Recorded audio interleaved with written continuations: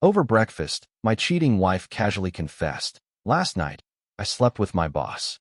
He was amazing in bed, so I'm planning to do it again." I froze. My name's Tyler Brooks, and that was the moment my world stopped turning. We were sitting at our oak kitchen table like any other Saturday morning. Morning sun spilled through the blinds, catching the golden tips of her curled blonde hair. Amanda always made sure her hair was perfect, even when everything else was a wreck. She wore my old hoodie, the one with the college logo, her face half hidden behind a mug of overpriced almond milk latte she'd insisted I start buying last month. And then she said that. I choked mid-sip, the hot coffee slicing down my throat like glass shards. My hand jerked. The mug slipped, crashed against the table, and the splash hit her square across the chest. Amanda screamed and jumped up, knocking her chair over. I didn't flinch. I didn't even move. I just stared. She wiped her hoodie, yelped about the heat, and then laughed. "Relax, Tyler. It's not like it's the end of the world," she smirked, glancing down at her coffee-stained hoodie like it was the bigger problem here. "You've been boring lately. Jonathan knows how to handle a woman." Jonathan, her boss. My heartbeat slammed in my ears. I couldn't speak. Not because I didn't want to. I had so much to say. But my jaw wouldn't move, like it had been locked by the raw absurdity of what I just heard. "Jesus, Tyler, don't be so dramatic," she added as she bent to pick up the mug. "You never made me feel like a real woman. Jonathan, he awakens me, and I don't feel guilty about it." She actually rolled her eyes. At that moment, something inside me snapped. Not the kind of explosion people expect. No yelling, no fists pounding the table. Something far worse. A cold, quiet detachment. A darkness that crept into my spine and made everything seem still. I looked at her and no longer saw my wife. I saw a stranger. No, worse, a parasite that had been feeding off me for years while pretending to love me. Amanda, the woman I met in grad school. The woman who used to fall asleep on my chest, whispering dreams about the future.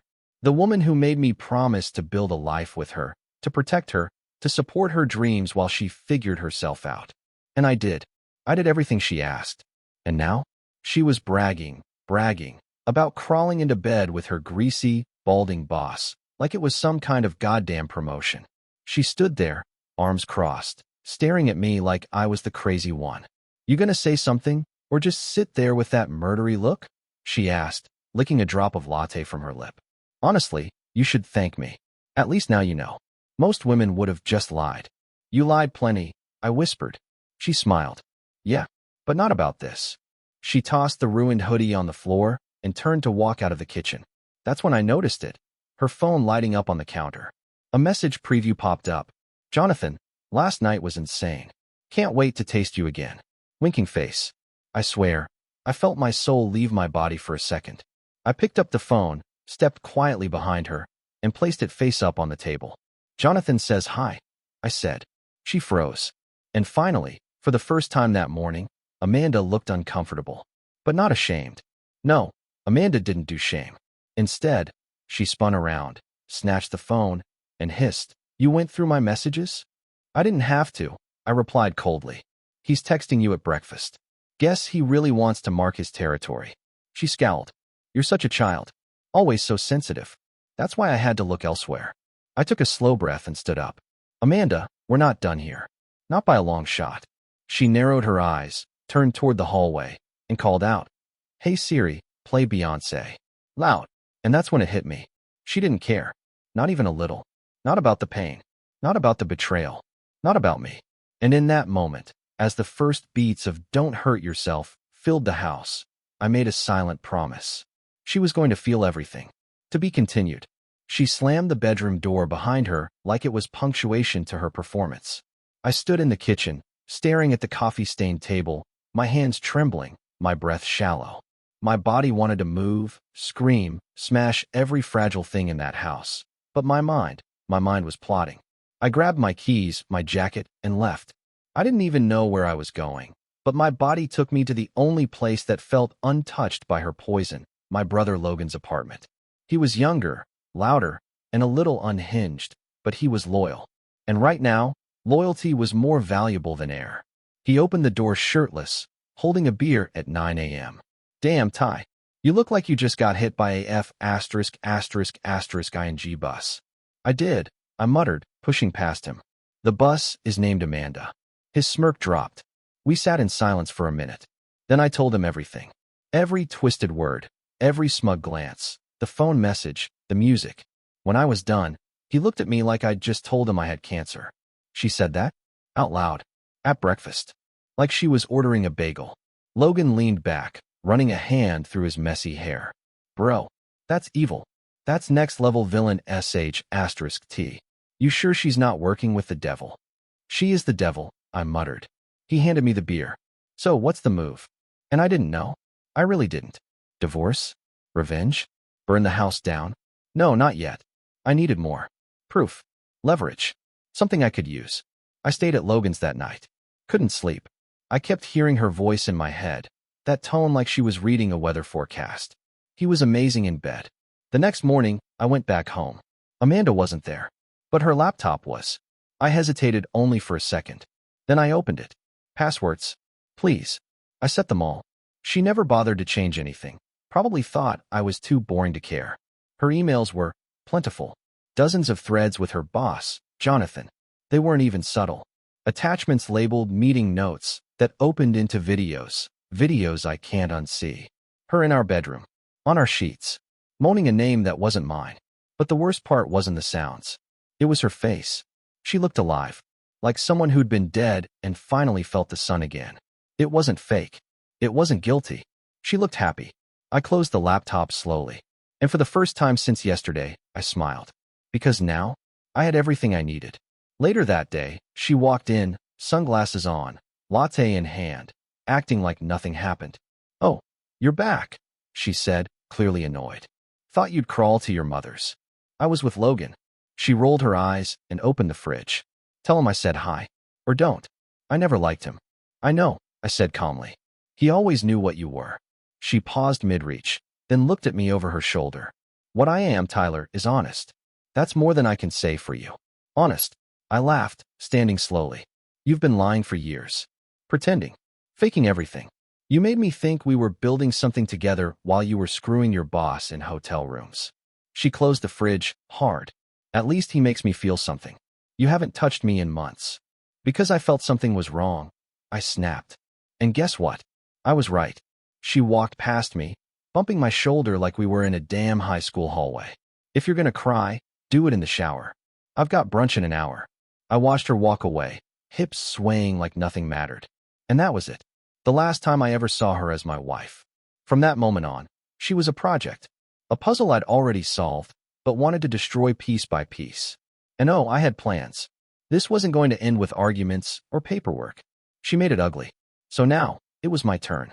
She strutted out of the house like she was heading to a fashion shoot. Tight jeans, oversized sunglasses, and a careless smirk that still makes my skin crawl. No goodbye, no glance back. Just slammed the door and left her wedding ring on the kitchen counter like it was a gum wrapper. I didn't touch it. I stared at that ring for maybe 20 minutes, wondering how something so small could carry so many lies. She thought I'd break, that I'd beg, that I'd spiral into some pathetic wreck who'd be too weak to fight back. But she didn't realize something important. I wasn't trying to save the marriage anymore. I was planning her downfall. I made 3 calls. First was to Logan. I'm going nuclear, I told him. Good, he said. Want help? Second was to a guy I knew from college, Seth, now a divorce lawyer with a mean streak and a taste for revenge cases. He answered on the second ring. I've been waiting for a call like this, he said after I told him what happened. Let's burn her world down. Third call was to Amanda's company. I posed as an IT contractor. Got some interesting info from their website's backend that, with a little digging and a borrowed login from her unlocked laptop, led me to employee files. Turned out Amanda's affair wasn't just scandalous, it was against company policy. Clear-cut code of conduct violation. That smug bastard Jonathan. Married too. I spent the next 3 hours gathering everything, screenshots, videos, emails. I made a folder labeled The Real Amanda and copied it to a flash drive. Then another copy. Then cloud storage. Triple backup. This wasn't just insurance. It was a weapon. She came back around 4, wearing a different outfit. No bra, hair tousled like she'd just rolled out of someone else's bed. Probably had. She walked in like she owned the place. "You're still here?" she said, annoyed. "Didn't think you'd have the spine." I didn't answer. I just looked at her. Really looked. And for the first time, I saw everything without the filter of love. She was beautiful, yes, but cruel, lazy, arrogant, and underneath that perfect skin and white teeth, empty. Just an actress without a script. "I packed your things," I said. "They're in the guest room." She blinked, momentarily thrown off. "Excuse me. You're leaving?" I said. "Tonight. The locks change tomorrow." She laughed, actually laughed, and walked up to me like she was talking to a child. "You don't get to tell me what to do. I pay half the mortgage." "Not anymore," I said, handing her a single sheet of paper. "Here's your buyout offer. Generous, considering you violated our prenup." Her eyes narrowed. "What are you talking about?" "The clause about infidelity. You don't remember?" She snatched the paper and scanned it. Her face drained. "Don't worry," I said, leaning in. "I have all the evidence. And I've already spoken to HR at your company." That's when her mask cracked. Her mouth opened, closed. She stepped back. You called my work?" "Jonathan's wife will be getting a copy of the files tonight," I said. "Oh, and your mom too. She always liked to say I wasn't good enough for you. Let's see how she feels about this." Amanda dropped her bag. "You wouldn't." "I would," I said calmly. And I did. She lunged toward me. "You're ruining my life." "No," I said. "You did that the moment you bragged about betraying me over breakfast." She stared at me like she didn't recognize me. Like the man in front of her wasn't the one she'd married. And that was the point. That man. He was dead. I walked past her and opened the front door. "You've got 10 minutes to get out. After that, I call the cops." She looked like she wanted to scream, to fight, to throw something. But instead, she did something worse. She smiled. "This isn't over," she whispered. "You think you've won? You haven't seen what I can do." I stepped closer, looked her dead in the eyes. "No, Amanda. You haven't seen what I can do." She left. And the silence that followed wasn't peace. It was war waiting to happen.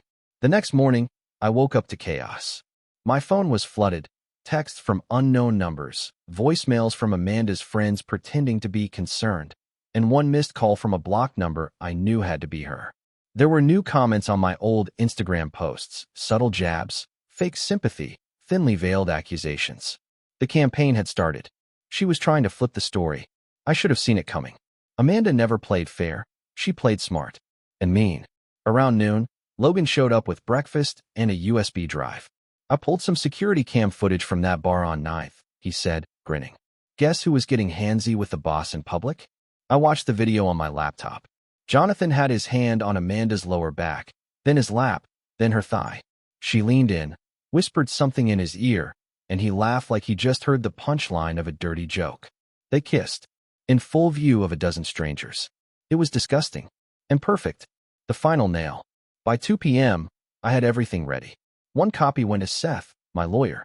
One went to Jonathan's wife, which I personally mailed with a note that read, "You deserve the truth too." One copy, encrypted, went to Amanda's HR inbox with a simple subject line, "Violation of company policy. Immediate attention required." Then I made myself a drink, turned off my phone, and waited. By 5:43 p.m., it all erupted. Amanda showed up, slamming her fists on the door like a cop on a raid. I opened it slowly, sipping bourbon, staying silent as she stormed in like a woman possessed. "You sent it," she hissed. "You sent everything." "Yep." She stared at me, breathing heavy, mascara smudged like she'd been crying, or faking it. "I lost my job," she said, voice cracking. "Jonathan's wife?" She showed up at the office. Screamed at both of us in front of the whole team. "He's suspended. I'm blacklisted." "You ruined me, Tyler." "No," I said, voice cold. "You ruined yourself. I just made sure the truth came out." She stepped closer, like proximity could change my mind. "We can fix this." "You know we can. You're just angry." I laughed. I couldn't help it. "You think this is about anger?" She blinked, unsure. "This is about freedom, Amanda," I said. "From you. From your lies. From pretending." Her tone shifted like a switch. "You'll regret this," she snapped. "No one else will love you. You think anyone wants a man this petty?" This week, I took another sip and smiled. Maybe not, but at least I'm not a liar. Or a cheater. Or a woman who brags about betting her boss over ing eggs and toast. That hit her. Her jaw clenched. She reached for the door, paused. You really think this makes you strong? Taking everything from me? No, I said, stepping forward. Strength is watching you crumble, knowing I could finish you, and choosing not to. So go. Be miserable somewhere else. This house, this life, it's mine now. You're just a bad story I'll tell once, then never again. She left without another word. And for the first time since the betrayal, I breathed. Not because the pain was gone, but because I'd finally stopped bleeding. What followed were quiet days. Some nights I'd still wake up expecting her next to me, instinctively reaching out. Muscle memory. Torture in disguise. But there was no scent of her shampoo. No soft rustle of her turning in her sleep. Just silence. And silence was better than betrayal. One evening, Logan and I sat on the back porch. He lit a cigarette, stared out at the trees. You ever gonna date again? He asked. I shrugged. Eventually. He laughed. You sound thrilled. It's not that, I said. It's just, when you've seen the mask come off someone you trusted for years, you stop looking at faces. You start looking at motives. At lies in their laughter. At the way people pause before answering. He nodded slowly. Yeah, that makes sense. But I'll get there, I added. And when I do, I'll never be that blind again. I stood, walked inside, and deleted every photo I had of Amanda. Every folder. Every memory file. I cleaned the house, changed the curtains, sold the bed. She thought she could burn everything down and walk away laughing. But she underestimated the one man she thought would never fight back. Me. 2 weeks passed. The silence wasn't heavy anymore. It became a friend. Something solid I could lean against. Amanda tried calling me 7 times. Different numbers. Once even from her mother's phone. I never picked up. There was nothing left to say. She had her stage, her spotlight, her moment to humiliate me. And now the curtain had dropped, and she was just another washed-up actress in a role no one wanted to watch anymore. But I wasn't done yet. Not because I needed revenge. I already had that. She lost her job, her reputation, her golden boy boss. What I needed now was clarity. Closure, maybe. Or just to make sense of the wreckage. So I called someone I hadn't spoken to in months, Rachel. Amanda's old friend. The one she stopped inviting over once Rachel got married. The one Amanda once called jealous and stuck up. I always suspected Amanda hated her because Rachel saw through her. When Rachel picked up, I barely got my name out before she said, Tyler, I was wondering when you'd call. She invited me to a coffee shop near the marina. I got there early. She walked in wearing sunglasses and a ponytail, looking around like she didn't want to be recognized. When she sat down, she didn't waste time. I warned you once, remember? She said. At your engagement party. I told you Amanda wasn't the person you thought she was. I remember, I said. And I ignored you. She sipped her drink, then leaned in. I didn't come here to gloat. I came to give you something. From her purse, she pulled out a small USB drive and slid it across the table. What's this? I asked. Her phone backup, she said. She used to sync her stuff through my Wi-Fi when she stayed over. I don't think she realized it was still happening. I hesitated. Why give it to me now? Because I hated watching her use you, Rachel said. You deserve better. And you still do. I thanked her and left. Back at home, I opened the files. Messages. Photos. Voice notes. And then I found the journal. Amanda had kept a voice diary. Entries dated back over a year. She didn't talk about me like a husband. She talked about me like a burden. A backup plan. An insurance policy if her affair with Jonathan didn't become something more. One recording stopped me cold. It was from 6 months ago. He's still so clueless.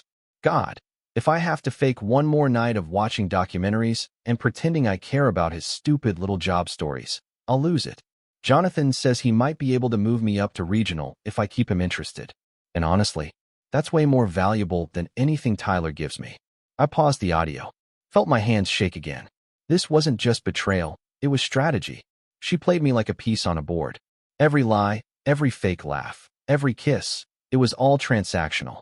That night, I sat in my car, parked outside the empty office building Amanda used to work in. I stared at the sign, Crescent Financial Group. Her old kingdom. A security guard noticed me and tapped the window. Everything okay, sir? I nodded.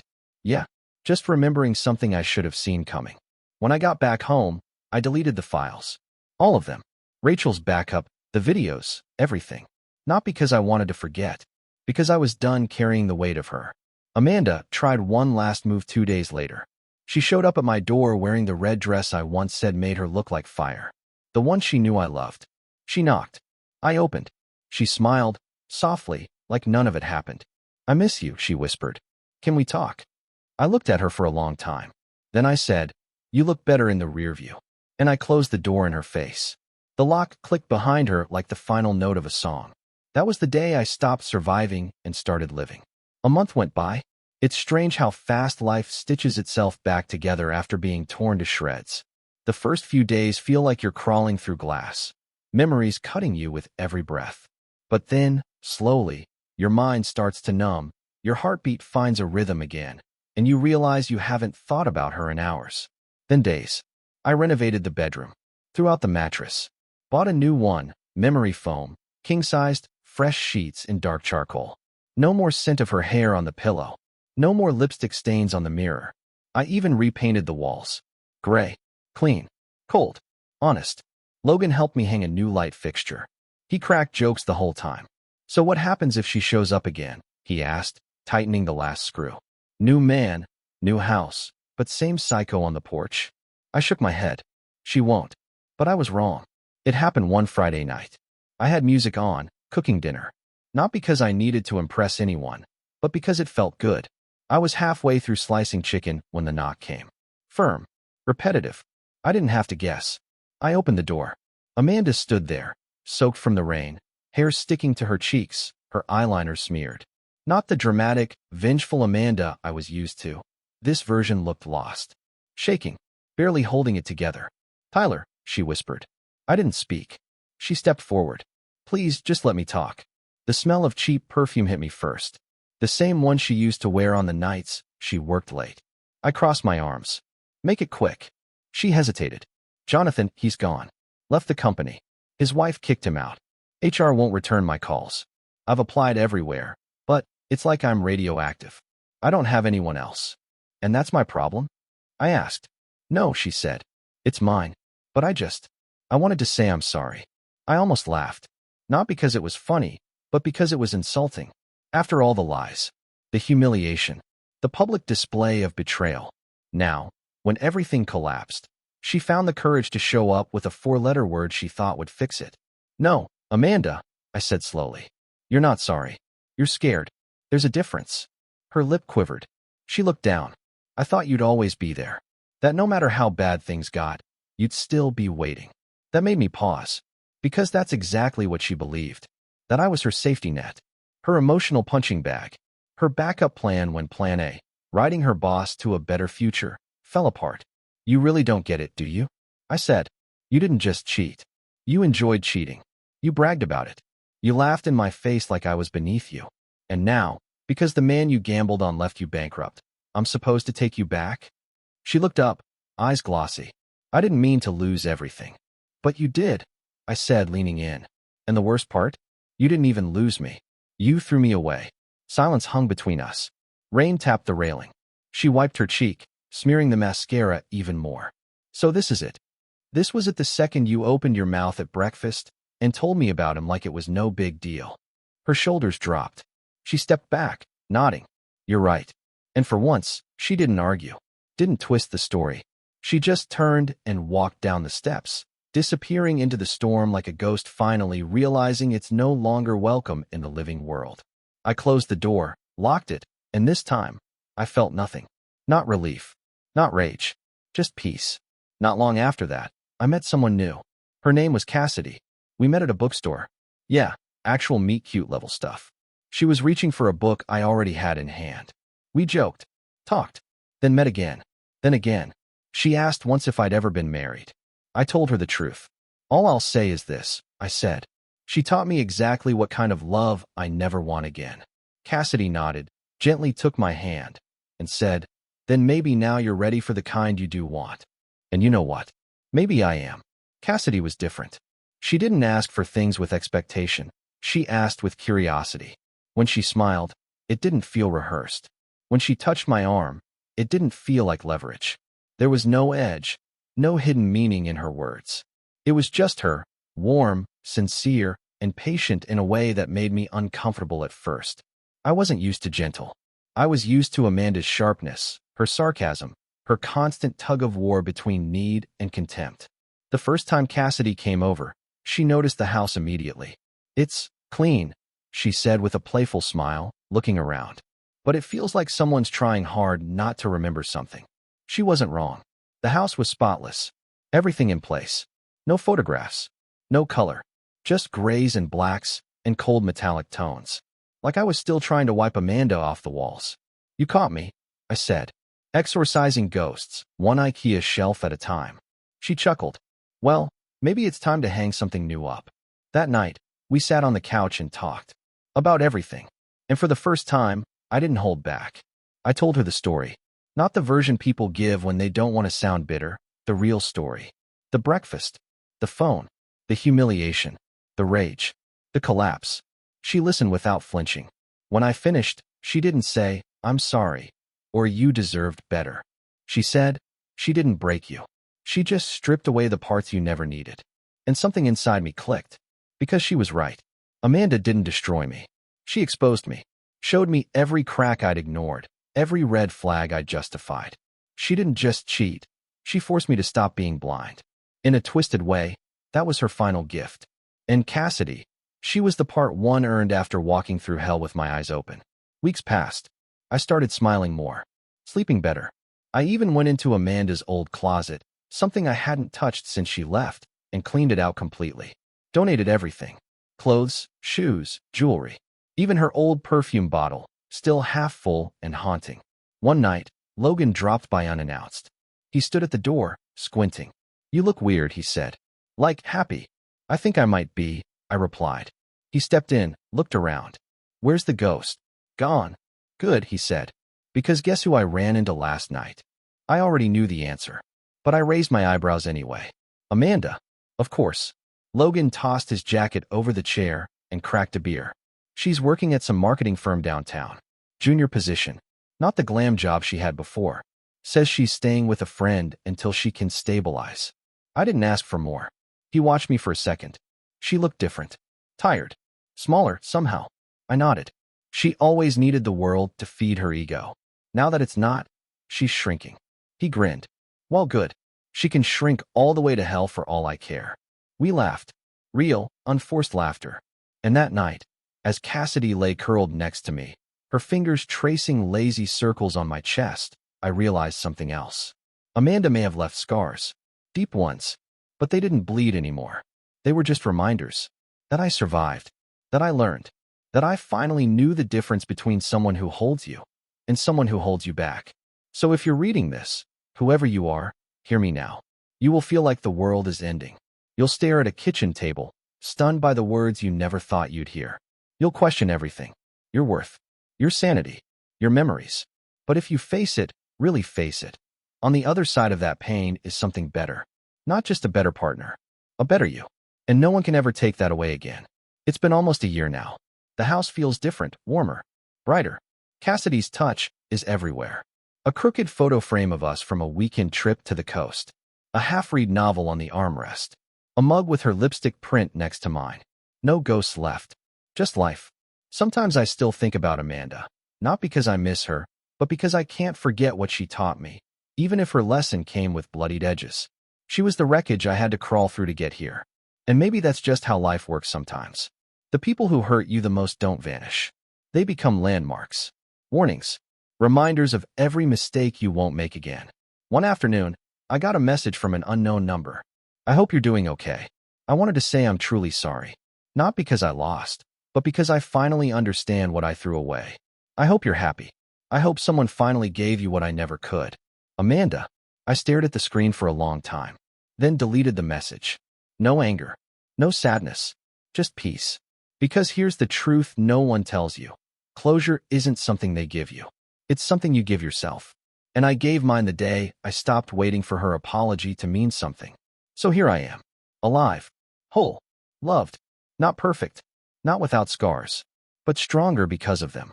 If you've been through what I've been through, or if you're going through it now, remember this. You don't need to get even. You don't need to make them suffer. Just survive. Survive long enough to find yourself again. And when you do, live like hell. Love harder. Laugh louder. Guard your peace like it's gold. And never, never let anyone convince you that you are easy to leave. Because the right person will see you, choose you, and stay. Every damn day.